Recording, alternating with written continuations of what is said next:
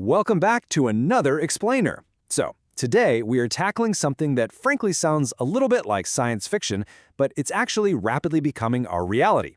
We're talking about building a secure intermediary payment system for AI agents. Just imagine, for a second, your AI assistant going out into the digital world, negotiating, and literally making purchases on your behalf, completely autonomously.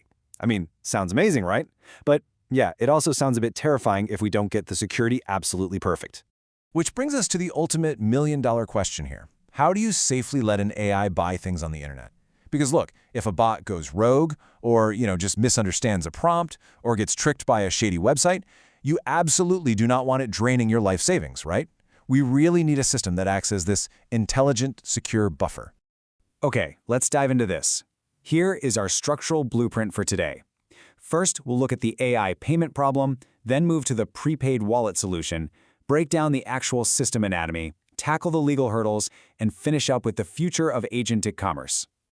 All right, part one, the AI payment problem. Let's look at the absolute security nightmare we are trying to solve here. Ask yourself honestly, would you ever give an AI your bank login? Yeah, of course not. No way. Handing over direct, unrestricted financial access to an autonomous bot is just, it's a recipe for absolute disaster. The risk profile is just way too high. So these are the highly sensitive credentials our system literally has to isolate completely. We're talking about your raw credit card numbers, your direct bank account details, your UPI IDs, saved payment methods, the whole shebang. If the AI gets its hands on these, it essentially has the keys to the castle. So our architecture has to build this impenetrable wall between the agent and this sensitive data to prevent any chance of a financial drain. Now, if we successfully protect that data, we unlock something called agentic commerce. This is this crazy new frontier where AI agents complete autonomous transactions and online purchases seamlessly, without any human interference. Like, you just tell your bot to go buy you the best noise-canceling headphones under $200, and it just does it. That is the ultimate goal of the infrastructure we're building today.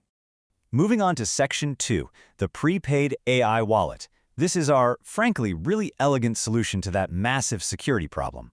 Basically, we are moving entirely away from direct bank access and shifting to a controlled wallet balance. Think of this exactly like giving a prepaid debit card to a teenager. You don't just hand them your primary credit card with a massive limit, right? No, you load up a specific amount of money on a totally separate card. If they lose it or make a dumb mistake, the damage is strictly contained to that preloaded balance. Well, we're doing the exact same thing for AI agents. The user funds a walled-off digital wallet, and the AI can only ever spend from that specific bucket. So how do we actually construct this thing? Well, there are 4 distinct build phases for this system. Phase 1 is the foundational backend and API. That's where all the complex logic lives. Phase 2 is the mobile app for the human user to actually load those funds and set the rules. Phase 3 is the agent SDK, which is what allows the AI to talk to our system. And Phase 4 is a dashboard with analytics to track the spending over time. Keeping these 4 phases in mind is going to really ground us as we get into the heavy architecture. All right, Section 3, Anatomy of the System. Let's grab a magnifying glass and look at the actual blueprint of this tech stack. Let's walk through this architecture top to bottom. At the very top, we have our client layer. So that's the mobile app where you manage your money and approvals. Moving down, we hit the API gateway. This handles the secure routing and actually verifies the agent's identity. Below that are the core services, your wallet balances, your transaction engine, and crucially, your policy engine. Finally, down at the bottom, we have the agent integration layer, where models from, say, Anthropic or OpenAI actually plug in. It's really a beautifully isolated, tiered stack. And here is how that static architecture translates into a dynamic, real-world flow. Step 1, you, the user, grant permission and set a budget. Step 2, the agent attempts to take an action, let's say buying a software subscription. Step 3, our backend steps in and rigidly checks the rules you set. And only if everything passes do we reach Step 4. The payment is actually executed. And the beauty of it? The AI agent never, ever sees how the sausage is made in Step 4. Let's actually zoom in on Step 3 for a second, because this is where the real security magic happens. Our policy engine runs these incredibly strict API checks before a single cent moves. It asks, is the agent's API token actually valid? Is there enough wallet balance? Is it within the user spend limit, like say a maximum of 1,000 rupees a day? And is the merchant on the approved allow list? If the AI tries to buy from some unapproved or sketchy vendor, boom, the API immediately blocks the transaction. To make sure the money is tracked flawlessly, a secure backend never ever stores money as just a simple, easily overwritten number. Use double-entry ledger accounting, ideally in a really robust database like Postgres.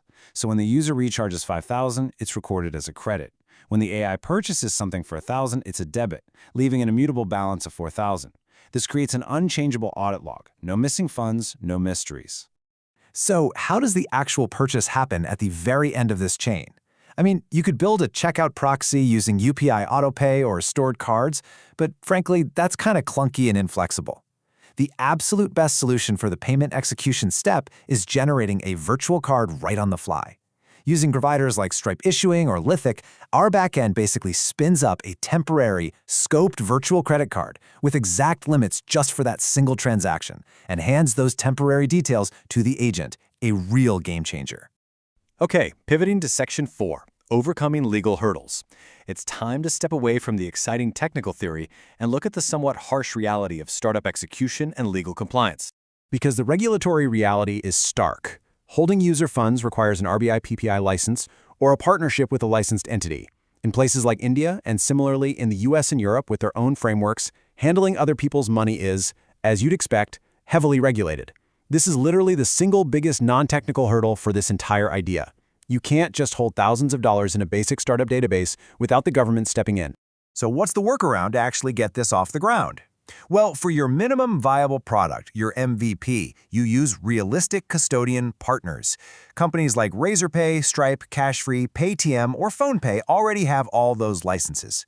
The simpler, much smarter MVP solution is to just let these established entities act as the actual custodian holding the money. Your system just sits right on top as the intelligence and agentic layer routing the commands without taking on the massive legal burden of holding the funds directly.